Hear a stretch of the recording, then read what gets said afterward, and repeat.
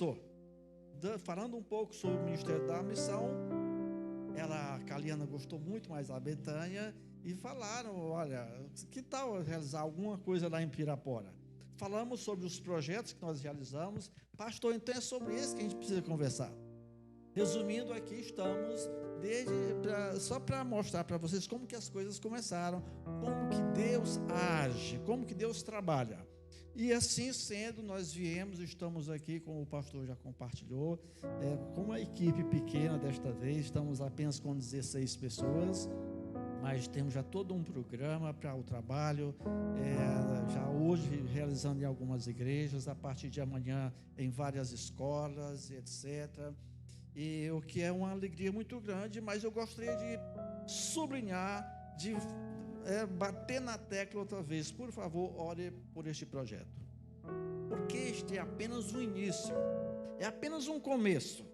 Nós estamos orando para que o Senhor realmente levante a sua igreja aqui em Pirapora, desperte o seu povo, para que esta igreja aqui, realmente nas mãos de Deus, seja grandemente usada por Ele, para que as crianças de Pirapora, toda essa região, tenham o privilégio e a oportunidade de conhecer o Senhor Jesus como seu Salvador.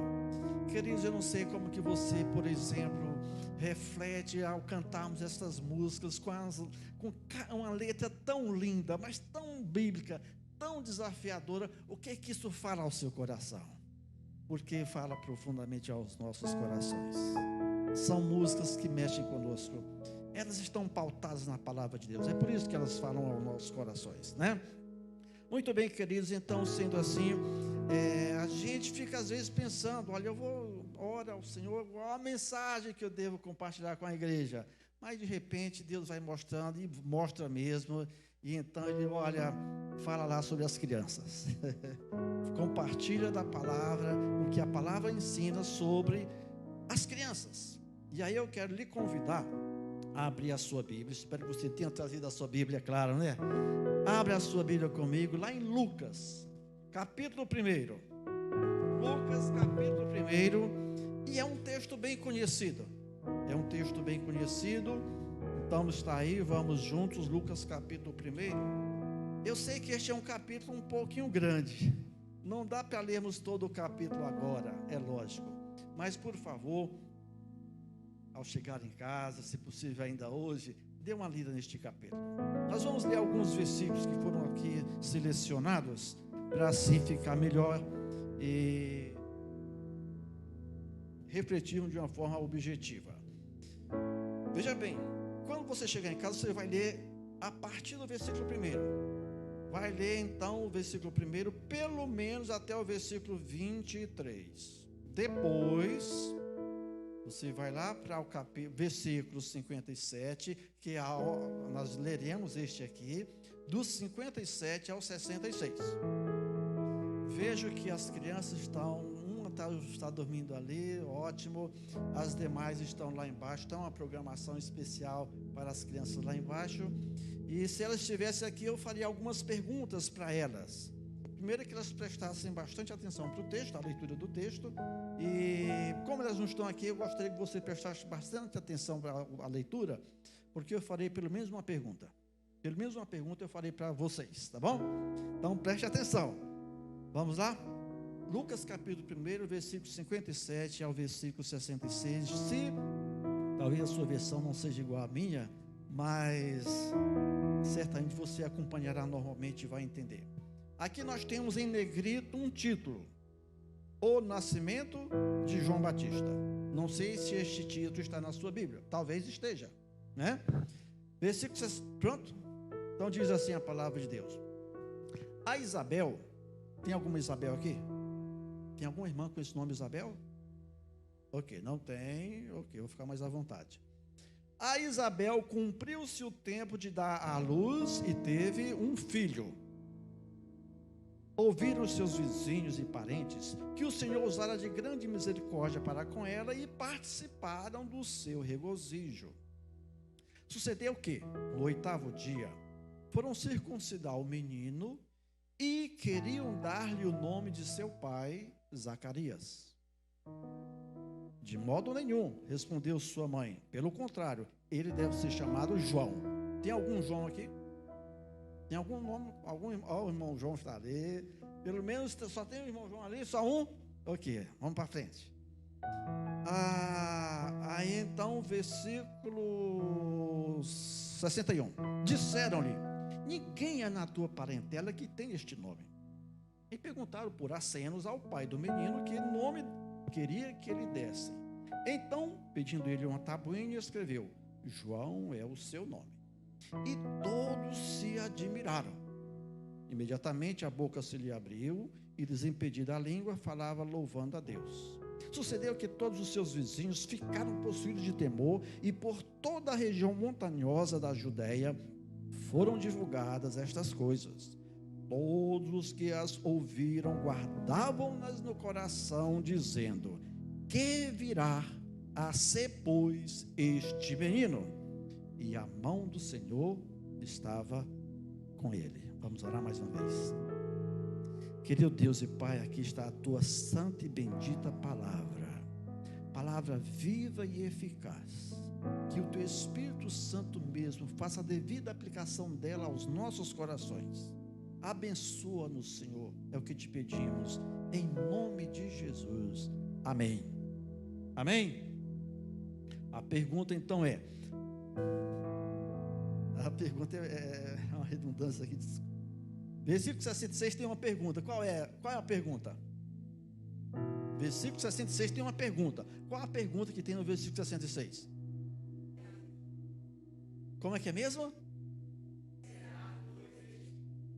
Na minha Bíblia diz: que virá a ser, pois, este menino? É a mesma coisa. Em outras palavras, se fôssemos assim analisar friamente tudo o que acontecia e o porquê desta pergunta, é muito interessante a gente refletir.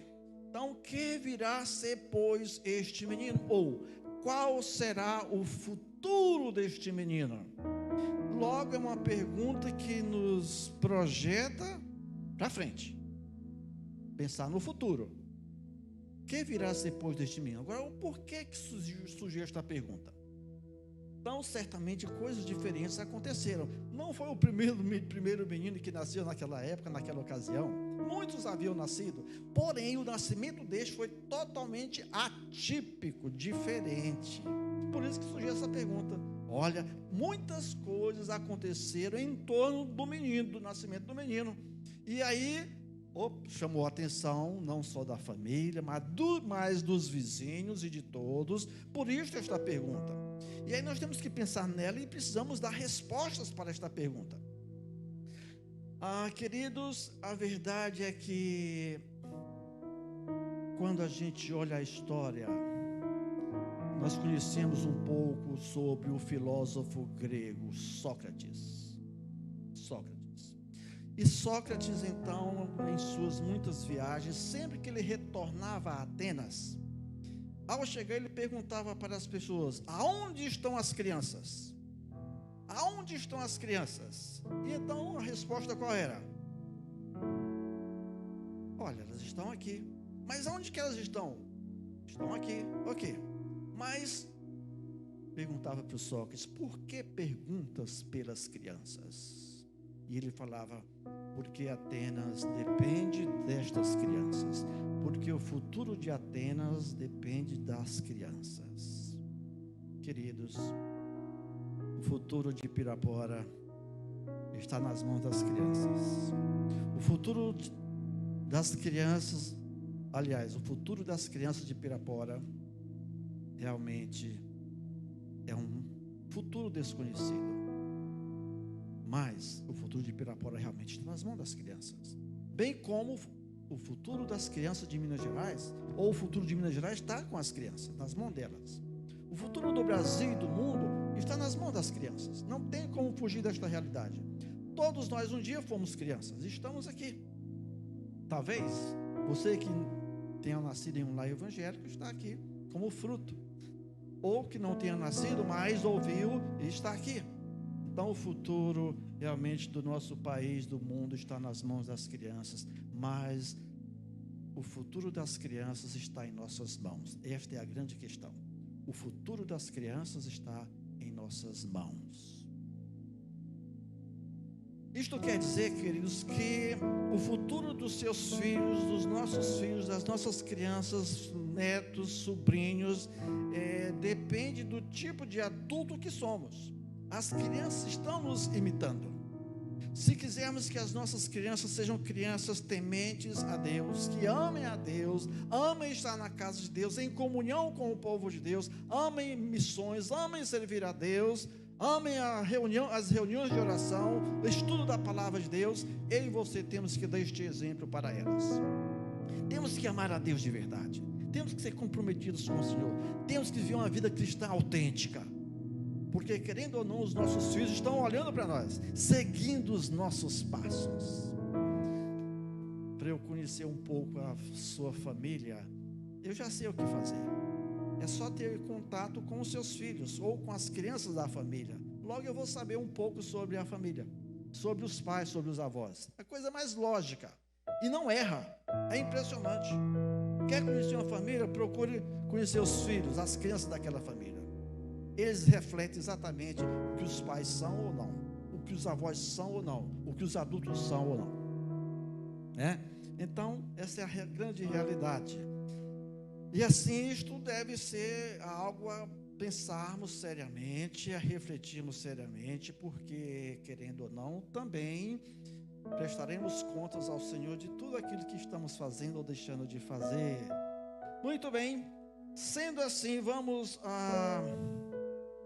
Eu sei que essa questão de futuro é realmente uma incógnita, mas a grande realidade é esta, que nós podemos trabalhar de tal forma que o futuro das nossas crianças seja um futuro rico, abençoado e abençoador, um futuro feliz, um futuro que realmente, o versículo 66 no final diz: e a mão do Senhor estava com ele. E o futuro das nossas crianças também precisam que lá neste futuro a mão do Senhor esteja sobre eles e com eles. E a partir de então, não só lá no futuro, mas a partir de então. Agora, queridos, pensando assim, nesta linha, veja só, se a criança de hoje será o adulto de amanhã, a mensagem é o futuro de amanhã, que tipo de criança nós estamos mandando para o futuro? Que tipo de mensagem vivente estamos mandando lá para frente?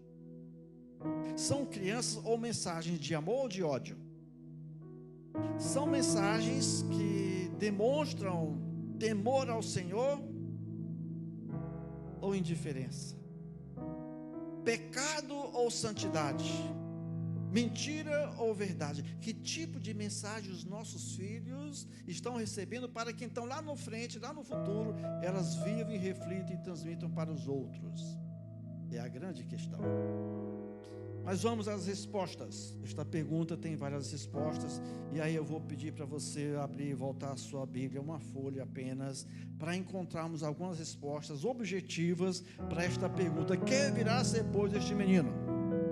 Então veja só, em primeiro lugar, vamos lá para o versículo, vamos trazer à memória aqui um pouco sobre a história do João Batista. Quem era o pai de João Batista? O nome dele era Zacarias. E a mãe? Isabel. Zacarias, hoje ele seria um pastor. Seria um pastor, um servo de Deus aí, na liderança de uma igreja, pastoreando um rebanho. Ele era um sacerdote naquela ocasião. E ao exercer o seu sacerdote, o seu ministério, então ele foi lá para exercer, normalmente interceder pelo povo, e ali algo extraordinário aconteceu com ele. E quando você olha rapidamente, você vai perceber que a Bíblia diz que ele ficou inclusive mudo. Ele ficou mudo. E foi por isso que lá no texto que a gente leu, as pessoas foram perguntar para Isabel qual seria o nome do menino. E ela disse: o nome dele é João. Ah, não, põe o Juninho, né? Afinal de contas, filho único. Isabel já era avançada em idade, era estéril. Zacarias também era avançado em idade. Nasceu milagrosamente o João. Não, João não, vamos pôr Júnior pelo menos. Mas a Isabel disse: não, João será o nome do menino. Ok. Agora, por que que Isabel falou que o nome do menino seria João. Veja só, no versículo 12, diz assim: vendo Zacarias, ele estava lá realmente exercendo o seu ministério, e ali de repente apareceu um anjo, e eis que lhe apareceu o anjo do Senhor em pé à direita do altar do incenso. Vendo Zacarias, turbou-se, apoderou-se dele o temor. Disse-lhe, porém, o anjo: Zacarias, não temas, porque a tua oração foi ouvida, e Isabel, tua mulher, terá um filho, e o nome dele será João.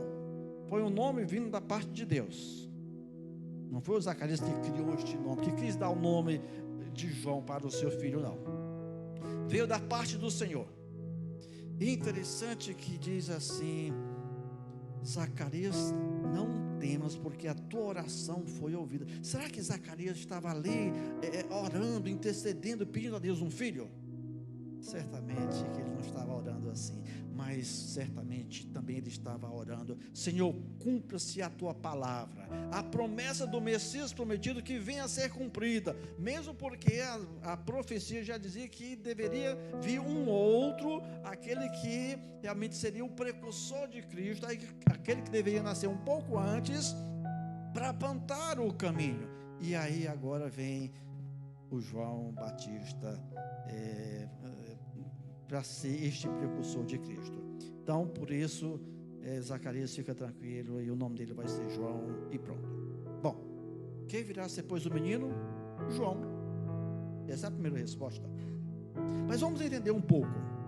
João, esta palavra João quer dizer o quê? Qual o significado dela? Aliás, eu já conversei um pouco com o irmão João, e eu sou maranhense.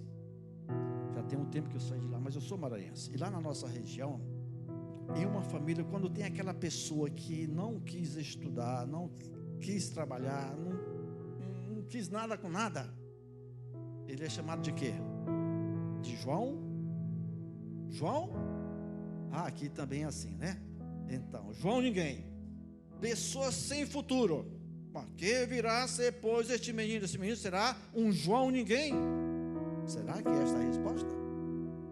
João ninguém, sem futuro, não vai dar nada, não serve para nada. Agora a palavra João tem um significado tremendo: favor de Deus. Favor de Deus. Que virá depois este menino será o favor de Deus. Aí estaria iniciando a dispensação da graça, do favor especial, o favor para conosco, o favor de Deus para conosco, favor de Deus. Aí eu fico pensando nas nossas crianças. Será que as nossas crianças estão sendo alcançadas por esta mensagem da graça de Deus?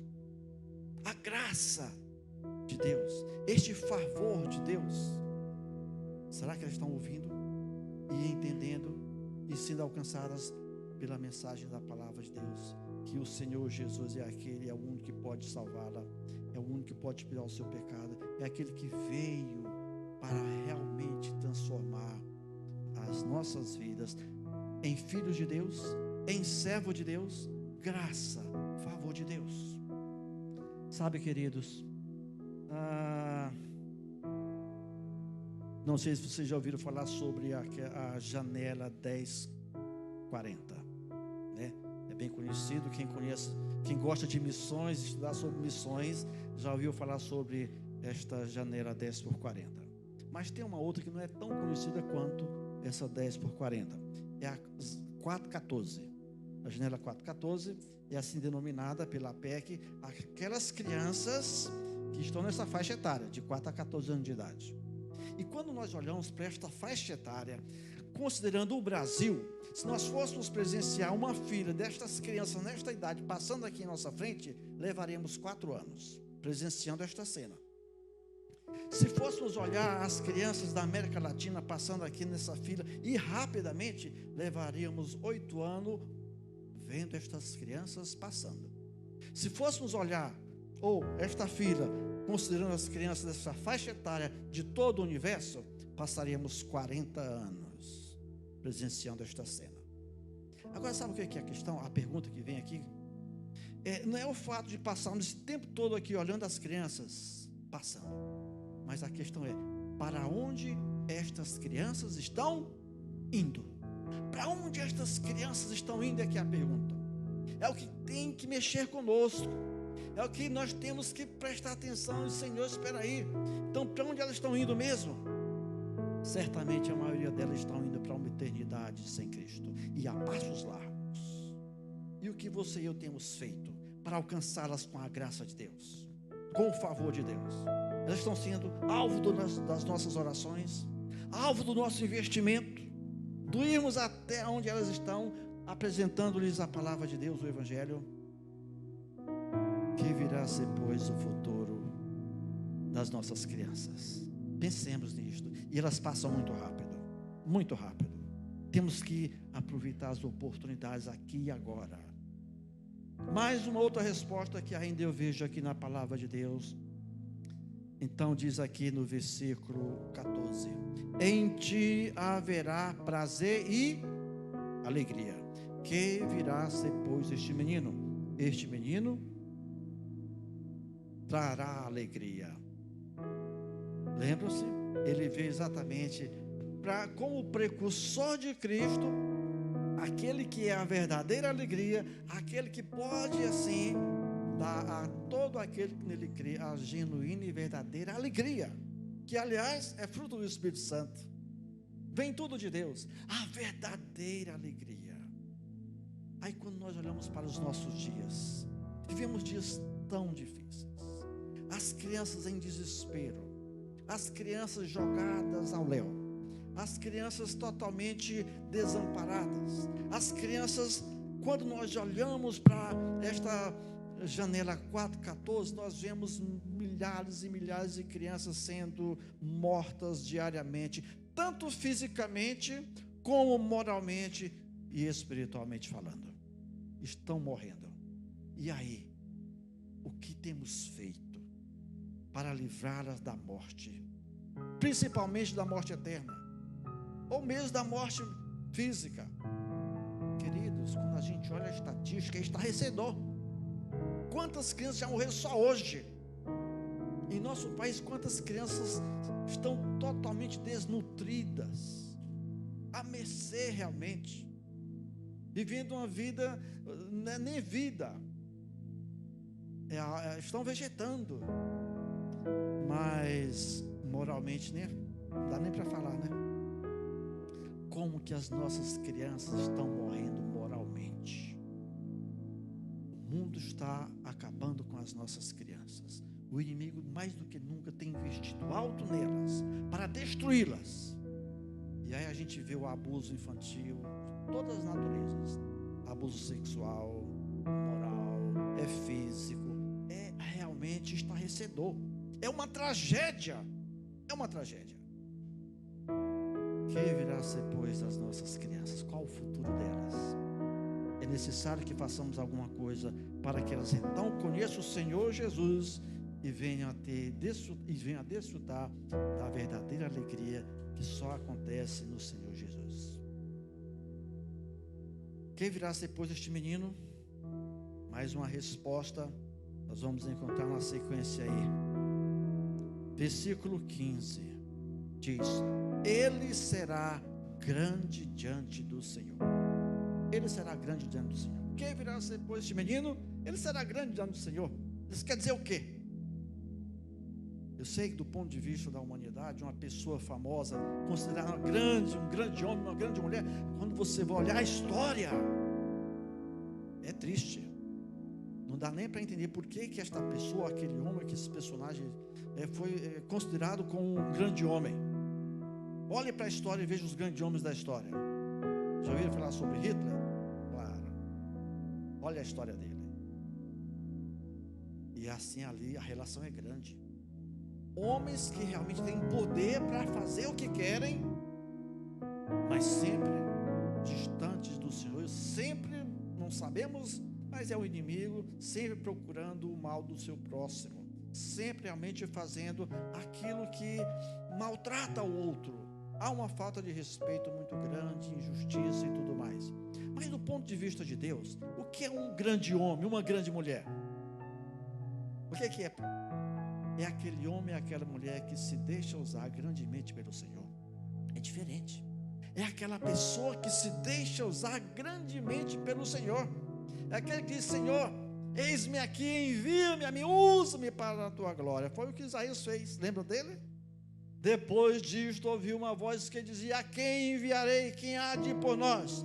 Disse eu: eis-me aqui, envia-me a mim. Antes, porém, quando você, lá em Isaías capítulo 6, esse foi o versículo 8, quando você lê o versículo primeiro, você vai ver que Isaías teve uma visão de Deus. Ele teve a visão da soberania de Deus, da santidade de Deus, e então de quem ele também era.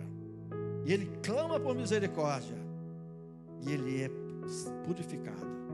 E então, depois da visão, ao ouvir a voz de Deus, ele entendeu. E aí prontamente disse: eis-me aqui, envia-me a mim. É por isso que muitas vezes a gente não entende a voz de Deus, ou a ordem de Deus, ou o mandar de Deus. É porque a gente não teve ainda a visão correta de Deus. Não temos a consciência: Senhor, eu fui salvo para quê? Nós não fomos salvos só para irmos para o céu, meus irmãos. Vocês sabem isso. Nós fomos salvos, se estivermos aqui ainda, e aqui estamos, para servirmos ao Senhor. Fomos realmente criados em Cristo Jesus para as boas obras, para servi-lo, para glorificá-lo. Enquanto Deus tiver um propósito para as nossas vidas aqui, Ele nos conservará com vida. Agora, que Ele nos ajude a cumprirmos fiel e cabalmente este propósito, aquilo que Ele nos confiou, aquilo que Ele tem realmente designado a todos nós, a todos nós. Mas a criança pode ser grandemente usada pelo Senhor? Será que uma criança pode ser usada por Deus? Vou lhes contar um caso. Estávamos fazendo um projeto semelhante a este aqui, lá em Salinas, região de Salinas. E ali então tinha uma garota de 10 anos de idade.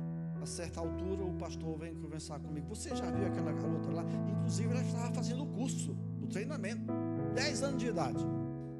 Aí ele chegou para mim e disse: meu irmão, aquela menina é uma bênção. Porque assim, vocês poderiam até realmente participar do treinamento, que é a partir de amanhã, e a gente sempre traz alguma literatura para vender, para ajudar as pessoas naquele momento, enfim.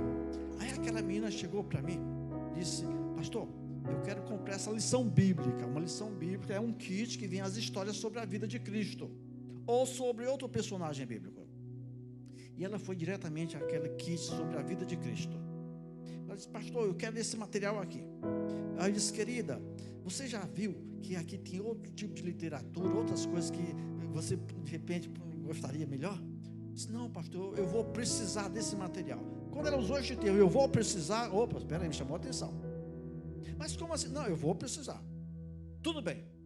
Naquele dia eu fui um péssimo vendedor, né? Aí eu disse: vamos fazer um combinado. Você vai pagar esse material, você vai levar normalmente, eu vou ficar aqui tranquilo. Agora, quando você chegar em casa, se os seus pais não concordarem com a sua compra, você pode vir, vai devolver, e eu vou lhe devolver o dinheiro. Combinado? Não, combinado não. Eu vou precisar desse material. Tudo bem. Aí o pastor chegou para mim: e aí, meu irmão, tudo bem? Tudo bem, pastor, eu tenho uma pergunta: quem é aquela menina lá? Ah, e ele falou: aquela menina é uma bênção. Então conte a bênção, né, pastor? Conte a bênção, meu irmão. Olha, aquela menina tem 10 anos de idade. Ok, daí? Ela tem uma classe com crianças. Ela tem uma classe com crianças. Ah, é? Aqui na igreja, né? Não, na casa dela. E é assim, na classe dela, ela tem 30 crianças. Ela é a professora. Porém, recebe todo o apoio dos pais. Todo o apoio, todo o investimento, todo o ânimo, o necessário para então ela fazer o trabalho. Aí ele diz: pastor, aí tem um detalhe. Um sábado de cada mês, ela sai com as crianças da classe dela pelas ruas de Salina, convidando as pessoas para virem à igreja. meu irmão, que coisa! Olha o quanto que Deus está usando esta criança. Eu ainda disse, pastor, esta criança põe qualquer adulto no bolso. Ah, com certeza. 10 anos de idade sendo grandemente usada pelo Senhor. Eu conheço não poucas crianças que têm sido tremendamente usadas pelo Senhor. Queridos, quando Deus lhe deu os filhos, são herança do Senhor. Ele lhe deu com um propósito. Ele quer usá-las grandemente. Mas outra resposta será grandemente diante do Senhor. Só que ainda continua, tem outra resposta aí no versículo 15, diz assim: pois ele será grande diante do Senhor, e não beberá vinho, nem bebida forte, e será cheio do Espírito Santo. Queridos, eu vibro com essa parte aqui também. Este menino será cheio do... E eu lhe pergunto, as nossas crianças aqui da igreja estão cheias do Espírito Santo? O seu filho, a sua filha, sobrinho, sobrinha, neto, estão cheias do Espírito Santo? Opa, peraí, pastor, isso é coisa para gente grande, isso é para o pastor, é para a liderança. Aonde que tem isso na Bíblia? Não, o ser cheio do Espírito Santo é para os filhos de Deus. O pré-requisito é exatamente este: ter nascido de novo, nascido de Deus e para Deus. As nossas crianças precisam ser cheias do Espírito Santo. E quando elas estão cheias do Espírito Santo, você percebe, elas vivem segundo o coração de Deus, vivem em obediência à palavra de Deus, vivem no temor de Deus, vivem transmitindo graça, favor. Nós temos um projeto, e o nome dele é Crianças em Ação. Mas é bom demais. Você vai lá, treina essas crianças, elas já receberam Jesus como Salvador, são discipuladas, são treinadas, e a gente sai para a rua, sai para uma praça, sai para um parque, para fazermos evangelismo. E elas vibram. E como evangelizam as crianças? Como evangelizam inclusive os adultos? Crianças cheias do Espírito Santo. Agora, queridos, se quisermos que as nossas crianças sejam cheias do Espírito Santo, o primeiro pré-requisito é este: nascer de novo. Agora, o segundo, vida de oração. Lembre-se do início: se quisermos que as nossas crianças amem a Deus, tenham uma vida de oração, eu tenho que dar exemplo. Eu tenho que ter uma vida de oração. E aí nós, como pais ou avós, nós precisamos ter muito esta visão dada por Deus quanto ao investimento que precisamos fazer em nossas crianças. Você tem orado pelos seus filhos? Você tem orado pelos seus netos? Pelos sobrinhos? Quando foi a última vez que você chorou a Deus perante o Senhor em favor dos seus próprios filhos?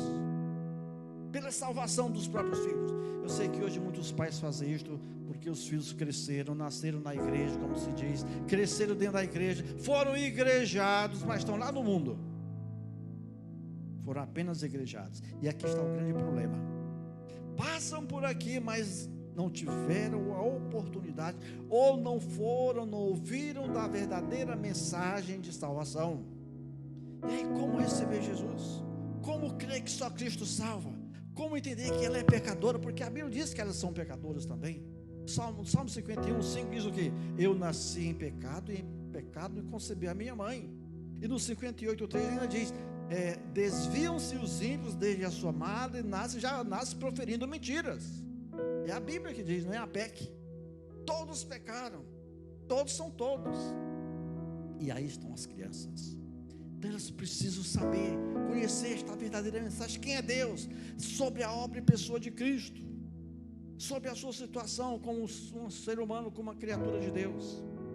Aí sim, o que Cristo fez por ela. Aí o Espírito Santo vem e age, porque a palavra foi transmitida, ele usa a palavra para convencê-la do pecado, da justiça e do juízo. Aí ela dá-se de Deus e para Deus. Orar pelas crianças. Você tem orado pelos filhos? Nós temos orado por eles e com eles. Quantos são pais aqui? Só para eu ter uma noção. Quantos são pais? Os pais aí. Graças a Deus. Bênção do Senhor. Agora, você lembra aquele dia que você esteve orando com o seu filho? Ajoelhados, né? Orando com eles. Não é só por eles. É fácil orar por eles. Com eles é que é a questão.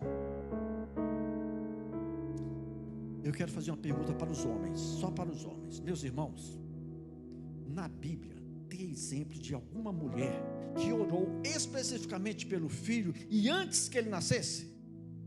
Tem ou não tem? Só para os homens. Tem ou não tem? Pode falar. Então, veja que não tem. Se não tem, os homens estariam isentos. Porque tem. Lembra-se de Ana? Por este menino, orava eu. Antes que ele viesse a nascer, ela já orava pelo próprio filho Samuel. Que aliás foi grandemente usado pelo Senhor, e nós conhecemos a história.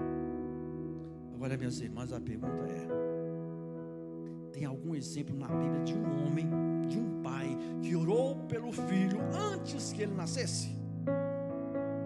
Tem ou não tem? Qual é o nome dele? Abraão, antes que ele nascesse, de uma forma bem objetiva. Alguém conhece a história de Sansão? Quem não conhece a história de Sansão, né? Só não lembramos o nome do pai de Sansão. Juízes capítulo 13, você vai encontrar exatamente. Manoá, pai de Sansão. Lá estava ele orando pelo filho. Senhor, qual será o modo de viver do menino? Qual será o serviço do menino? Ele nem havia nascido, mas lá estava aquele pai orando, pedindo a direção de Deus sobre o futuro do filho que haveria de nascer. Então, sendo assim, a Bíblia tem exemplos tanto de homem, de aqui Manoá no caso, e de Ana, que oraram antes que o filho nascesse. E aí, meus irmãos, é só seguirmos o exemplo dos dois. As irmãs sigam o exemplo de Ana e os irmãos o exemplo de Manoá. Não tem desculpas. Orar pelos filhos antes mesmo que eles nasçam, que nasceram. Agora é interessante que a vida de oração é um outro, vai ajudar a criança a ser cheia do Espírito Santo, mas não basta ter a vida de oração, tem mais. Sabe qual é o terceiro passo aqui? Culto doméstico. Não sei se vocês já ouviram falar sobre isso. Culto doméstico quer dizer o quê? No lar. Pronto. Traduzindo rapidinho aqui, né? Você tem tido este momento para estar desenvolvendo em seu lar, na sua família, esse momento, você com a esposa e os filhos, lendo a palavra, orando, o culto doméstico, queridos, como isso faz a diferença. Quando você olha lá em Deuteronômio, o livro de Deuteronômio todo fala sobre isso.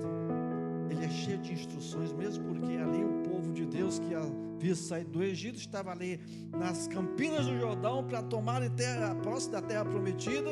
E aí Moisés chega para eles e fala: olha,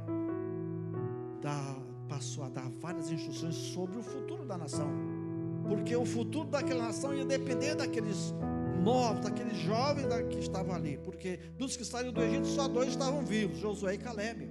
Os demais todos haviam nascido nessa trajetória. Com isto, o futuro desta nação iria depender da maneira como o povo de Deus vivesse. E aí diz o Deuteronômio capítulo 6, versículo 4, diz assim, fugiu a mente aqui o texto, Deuteronômio capítulo 6, versículo 4, diz assim: ouve Israel, o Senhor nosso Deus é o único Senhor. Lá estava Moisés falando para o povo: ouve Israel, o Senhor nosso Deus é o único Senhor. Quer dizer, vocês têm que lembrar, para onde estão indo existem vários deuses, mas o nosso é o único. Vocês têm que levar a sério a vida com Deus, o dono de vocês, o Todo-Poderoso, e etc. Depois vocês vão estudar melhor esse texto. Aí no versículo 4, 5 diz: amarás, pois, o Senhor teu Deus de todo o coração, de toda a tua alma. Amar a Deus para valer. Em primeiro lugar, ter Deus como Senhor. Em segundo lugar, amá-lo de verdade. Aí vem o versículo 6. E estas palavras que hoje te ordeno estarão no teu coração. Intimidade com a palavra. E o salmista fala o quê? Guarda no coração as tuas palavras para não pecar contra ti. Quer pecar menos? Guarde a palavra de Deus no coração. A receita é infalível. Quer pecar menos? Guarde a palavra de Deus no coração. É isto. E assim, depois de falar dessas instruções, aí vem o versículo 7.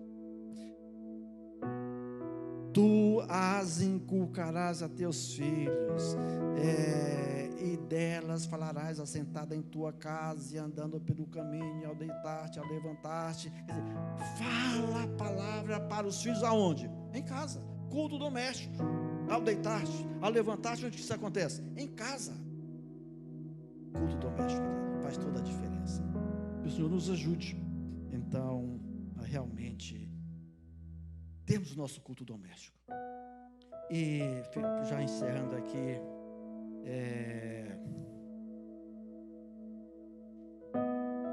Josué, diante dos desafios, ele chegou um momento e disse: olha, eu e a minha casa serviremos ao Senhor. Vocês vão ter que tomar essa decisão. Agora, eu já tomei. Eu e a minha casa serviremos ao Senhor. Eu não sei qual a decisão que você tem tomado nesse sentido, mas a verdade é que um garoto, 7 anos de idade, chegaram para ele e perguntaram: ô garoto, como é que é teu nome? Você quer saber meu nome? Por quê? Não, eu só quero saber o seu nome. Não, eu não vou falar o meu nome. Como não? Não, eu não vou falar. Tudo bem. Você tem pai? Tem. Tem mãe? Também tem. Qual é o nome do seu pai? Ele falou? Eu disse: não vou falar o nome dele não. E da tua mãe, você pode falar? Também não vou falar. Aí aquela pessoa ficou assim um pouco, tem coisa errada aí. Ele não quis falar o nome dele, nem da mãe, nem do pai. Ele disse: olha, você está brincando comigo? Não, é sério, eu não vou falar. Mas por que não? Porque você não vai gostar. Se eu falar o meu nome para você, você não vai gostar. Do meu pai e da minha mãe, não vai gostar mesmo. Aí com muita insistência o garoto falou: tudo bem, já que você quer saber, eu vou falar. Como é que é o nome do seu pai? Não me responsabilizo, mas já que você quer saber, eu vou falar. O nome dele é Diabo. Quê? Esse é o nome do meu pai, Diabo. Como assim? É Diabo. E a sua mãe? Você não tem nem ideia? Não, qual é? Diaba. Não, você está brincando comigo mesmo. Está brincando comigo? Não, é verdade. O nome do meu pai é Diabo, da minha mãe é Diaba. Bom, tudo bem, e o seu? Não é possível, né? Não é possível, né? Diabinho.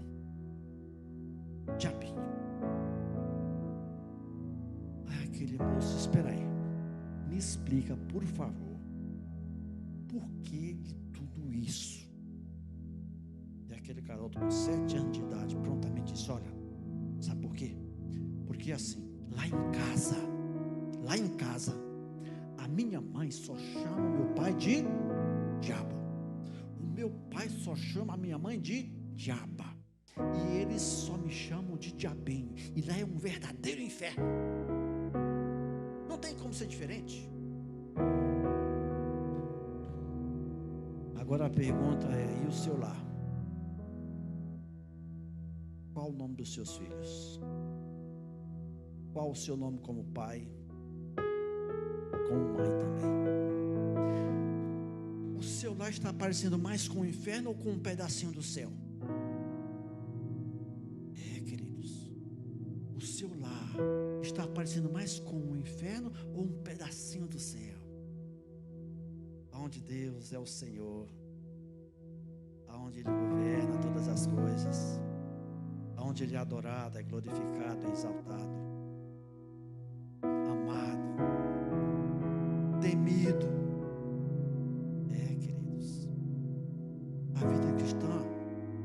ser vivida.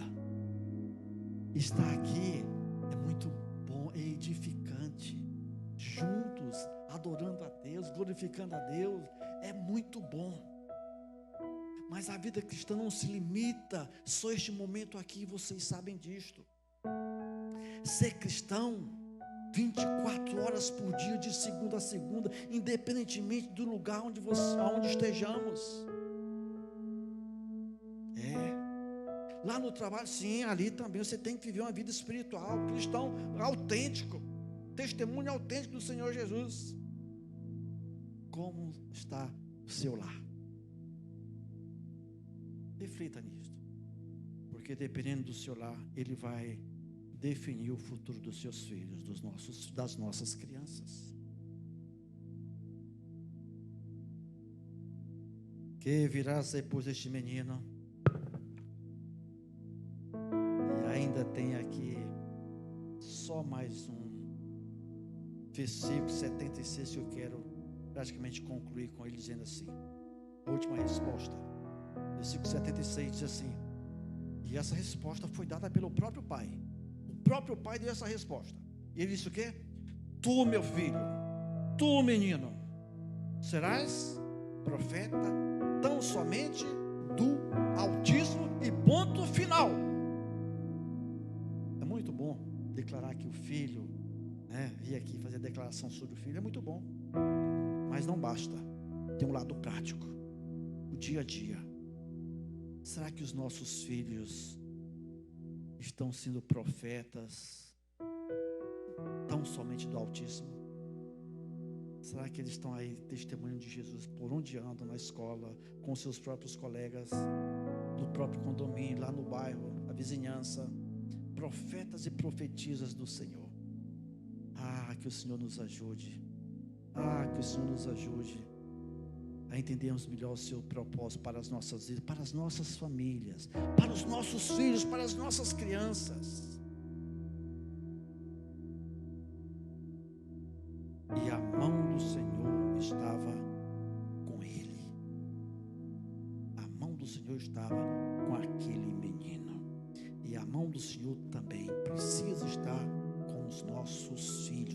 Esta mão abençoadora, esta mão que transforma, que orienta, que sustenta, guia, santifica e usa. Agora quer saber o segredo? Olha o segredo aqui. Versículo 6. Diz assim: ambos, quer dizer, Zacarias e Isabel, ambos eram justos diante de Deus, vivendo irrepreensivelmente em todos os preceitos e mandamentos aí está o segredo.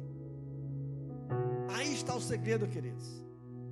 Nós temos que, com a ajuda de Deus, Ele nos salvou para vivermos uma vida exatamente assim, íntegra, vivendo irrepreensivelmente em todos os preceitos e mandamentos do Senhor. Como nós precisamos pedir a ajuda de Deus. Ele está pronto a nos ajudar. Temos que fazer a nossa parte, nos esforçarmos. Ajuda-me, Senhor, a realmente viver uma vida que não dê margens para que o outro venha me chamar a atenção, porque eu fiz algo de errado. Questão de testemunho, questão de vida santa, santidade de vida. O povo de Deus, a igreja do Senhor Jesus precisa muito, e como precisamos viver realmente de uma forma em que estejamos refletindo realmente a santidade de Deus. Sede santos, porque eu sou santo. Que sejamos aquela luz que ilumina e aquele sal que tempera, que transforma, que salva, que faz a diferença. Aí as nossas crianças terão um futuro abençoado nas mãos de Deus. Abaixa a sua cabeça, fale com Deus um pouco aí.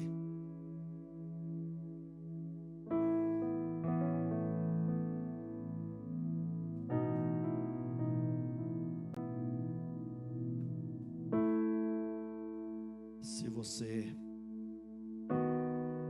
entendeu a mensagem e Deus falou no seu coração, de repente você reconheceu que falhou tem falhado em algum ponto, em algum momento, quiser vir até aqui à frente para a gente fazer uma oração especial com você, sobre você, colocando nas mãos de Deus, tenha liberdade, caso você queira, vir aqui à frente para orarmos juntos como servo de Deus, como filho de Deus,